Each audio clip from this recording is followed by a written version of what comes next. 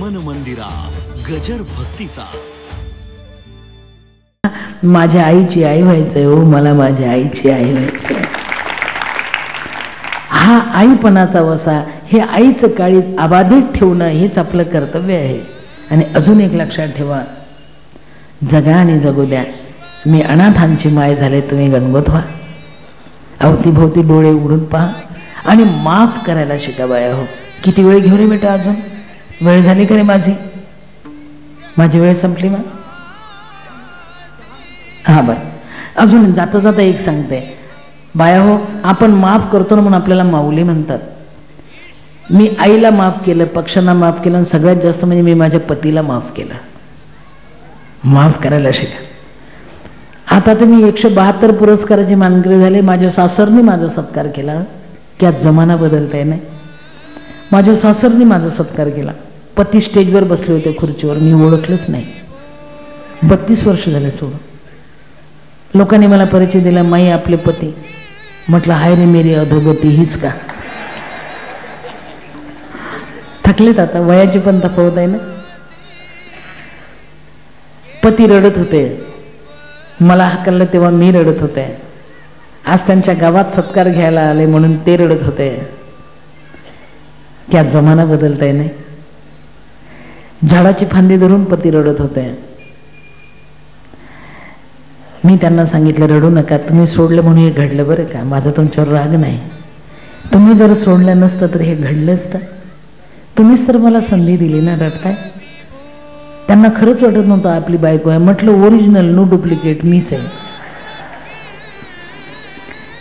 पतीला एकच विचारलं, ज्या लोकांनी तुम्हाला सांगितलं बायको पांढऱ्या पायाची आहे, उदस आहे, वाटोळं करेल तुझं, तिला हाकलून दे, तुम्ही हाकलून दिलं. आज ज्यांनी सत्कार केला ते तेच होते ना. फक्त होकारार्थी मान हलवा, नकारार्थी मान हलवा. तोंडाने नाही बोललं तरी चालेल. माझ्या पतीने हो म्हटलं, भरून पावले. पतीला सांगितलं खोकत चिखत बसू नका, तुम्ही सोडलं म्हणूनही घडलं. एक करा, माझ्याकडे चला, तुमच्या सेवेची संधी द्या, पण माझी एक अट आहे, पती बनून येऊ नका.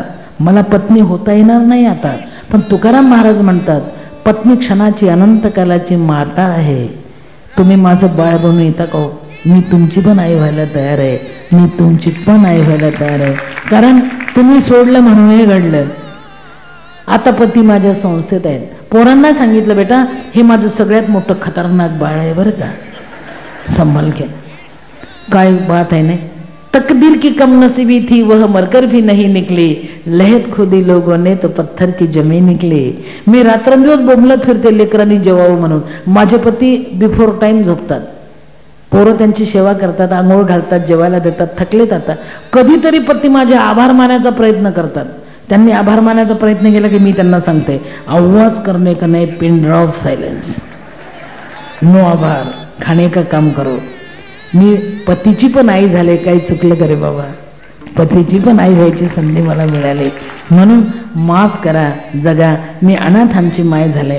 मी माझ्या मुलींना BA MS MD BS पर्यंत शिकवलंय. मुलींना म्हणजे सांभाळलेल्या मुलींना. 182 जावई 36 सुना. माझी मुलं MPhil PhD आहेत. एक मुलगा तर माझ्यावरच PhD करतोय आता. माझ्याकडे वयाची अट नाही. सगळ्यात माझं मोठं बाळ 95 वर्षाचं आहे, तर सगळ्यात छोटं बाळ आता 20 दिवसाचं आहे. Non granted Sindhutai Sapkal. माझं सरकारवर राग नाही.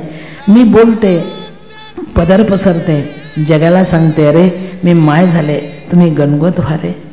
तुमच्या जगण्यातला एवढेशे 400 माझ्या लेकरांना द्या रे. आणि विशेष म्हणजे 172 पुरस्कार, पण पुरस्काराची भाकरी होईल.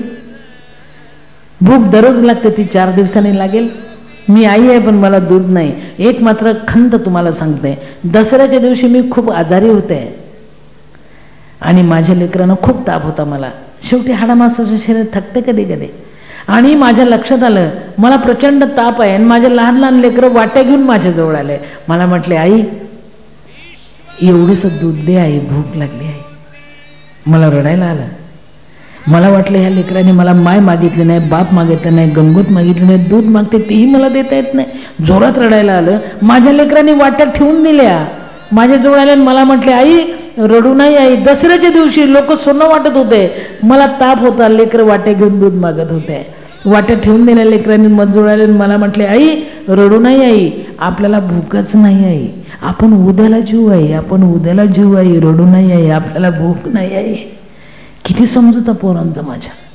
काय करू मी, थकले आता. म्हणून एक लक्षात घ्या, मी जेव्हा भाषण द्यायला येते तेव्हा माझे लेकरं देवाजवळ दिवा लावतात. हे मला परवाला कळालं. माझ्या सगळ्या संस्था प्युअर शाकाहारी. देवा आम्हाला हसायला शिकव, परंतु आम्ही कधी रडलो होतो याचा विसर पडू देऊ नकोस, हे आमचं ब्रीद वाक्य.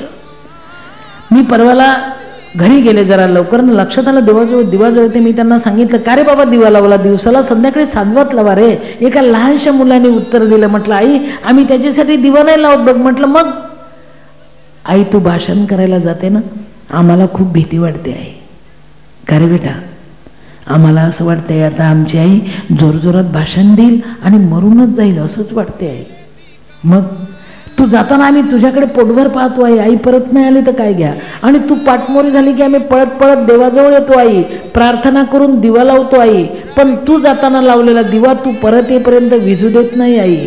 का माहित आहे, देवाजवळ दिवा जळते म्हणजे आई जिवंत आहे असं वाटतं माय. आम्ही देवाला सांगतो, भगवंता आम्हाला कुणी नाही, ही एकच आई आहे, तिला मरू देऊ नका, आम्हाला कुणी नाही, आमचे वापस पाठव बरं का, असं आम्ही देवाला सांगून दिवा लावतो. पण तू जाताना लावलेला दिवा तू परत येईपर्यंत विझू देत नाही आई. लवकर लवकर ये आई. जी लेकरं देवाजवळ दिवा लावून वाट पाहतात त्यांना मलाही रिकाम्या हाताने जायची भीती वाटते. मग रिकामी झोळी घेते नऊवारीची, महाराष्ट्रभर फिरते. देंगा उसका भला ना देंगा उसका भी भला. 4 शिते मिळाले की लेकरांना काऊचा चिवचा घास भरवते. खरं सांगू, मी नातलग झाले, आता माय झाले, तुम्ही गणगोत व्हाल. मी लेकरांची माय होऊन त्यांना झाकते पदराने, खाऊ घालते मागून आणून. तुम्ही पण नातलग व्हा, गणगोत बना. मी माय झाले अनाथांची, तुम्ही सुद्धा थोडंसं जवळ या माझ्या लेकरांसाठी. खरं सांगू, चालत राहा, थकू नका. आणि अजून एक जाता जाता सांगते आपल्या गौतम बाबाला, बेटा गौतम, कावळे आणि चिमण्या नुसतं उडतात, कावळे आणि चिमण्या नुसतं उडतात, झेप घेणारी औलाद गरुडाची असते. तू गरुडासारखा उडतोय ना, संभल की बेटा. जेव्हा गरुड झेप घेते ना तेव्हा नियती बाण मारते रे. त्यावेळेस मात्र तू जखम कुरवळत बसू नकोस. जमलं तर 4-2 पिसं गाळून टाक, नवे उगवतील, पुन्हा उडायला शिक. पण पावलांच्या ठसे कुठे उमटू देऊ नकोस. फक्त उडत राहा रे, गरुडासारखं आभाळात झेप घे. आणि तुम्हालाही सांगते, तुम्हाला कासवीन माहित आहे का? कासवीन, कासवाची लेडीज कासवीन, तिला दूध नसते. केवढा निसर्गाचा चमत्कार. ती आपल्या लेकराला समोर ठेवते आणि डोळ्यात डोळे घालून बघते आणि पिलाचं पोट भरते. काय ताकद आहे आईच्या डोळ्यात.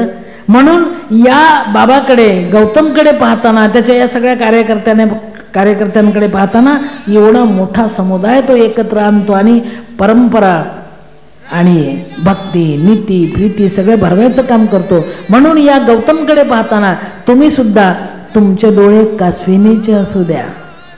बाबा गौतम, उडत राहा, एवढं सगळं चांगलं काम करत राहा, चालत राहा बेटा, मागवून बघू नकोस. आता टप्पा गाठ. मी अनाथांची माय झाले, तुम्ही गणगोत व्हा माझ्या लेकरांचे, मी लेकरांची माय, एवढंच सांगते. आणि आपण सर्वांनी गोड मानून घेतलं, त्यामुळे आभार, नमस्कार, जय हिंद, जय भारत, नमस्कार.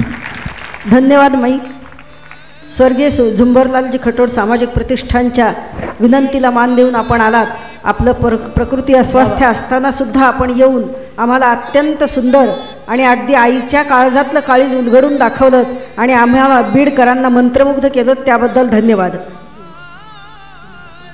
आणि कुणाला जर काही द्यायचं असेल तर त्यांनी द्यायला काही हरकत नाही. या ठिकाणी सत्कारासाठी मी केशवरावजी जगदाळे आणि जितेंद्र कोटेचा यांना मंचावर पाचारण करते. ते ताईंचा सत्कार करतील. केशवरावजी जगदाळे आणि जितेंद्रजी कोटेचा. यानंतर लगेचच या ठिकाणी कीर्तनाच्या कार्यक्रमासाठी आलेले विनोद सम्राट प्रभाकर महाराज पारेकर धारूर यांचं लगेचच कीर्तन सुरुवात होत आहे. पारेकर महाराजांचं नाव ऐकलं नाही असा मराठवाड्यात मला वाटतं एकही माणूस असू शकत नाही. ज्यांनी आकाशवाणी त्यानंतर ठिकठिकाणी जाऊन आपल्या विनोदानं लोकांना मंत्रमुग्ध केलं. अशा पारेकर महाराजांच्या कीर्तनाचा आपल्याला लाभ मिळणार आहे. तेव्हा श्रोत्यांना नम्र विनंती आहे की आपण आपल्या जागेवर लगेचच येऊन बसायचंय. 5च मिनिटात कीर्तनाला सुरुवात होते. ज्यांना कुणाला आर्थिक मदत वगैरे करायची असेल त्यांनी लवकरात लवकर यायचंय आणि पुढचा कार्यक्रम आपल्याला लगेचच सुरू करायचा आहे. या दृष्टीनं प्रत्येकानं लवकर यायचंय.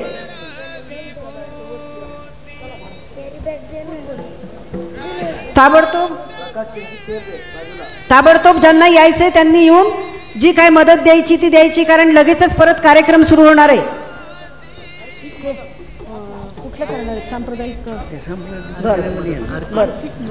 ज्यांना आर्थिक मदत करायची त्यांनी ताबडतोब मंचाजवळ यायचं आणि आपली आपली मदत ताईंच्या जवळ द्यायची. आणि टाळखरी पखवाज वाजवणारे आपापल्या जागा घ्या आणि स्टेजवर सांप्रदायिक कीर्तनाची तयारी करा.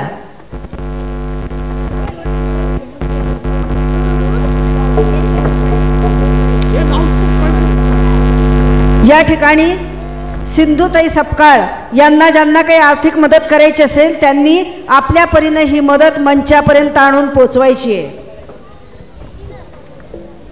उद्याच्या कार्यक्रमाविषयी एक निवेदन. उद्या बरोबर संध्याकाळी 5 वाजता प्रशांतजी कुलकर्णी यांचं व्याख्यान आणि 6 वाजता बंडातात्या कराडकर यांचं सांप्रदायिक मन मंदिरा गजर भक्तीचा.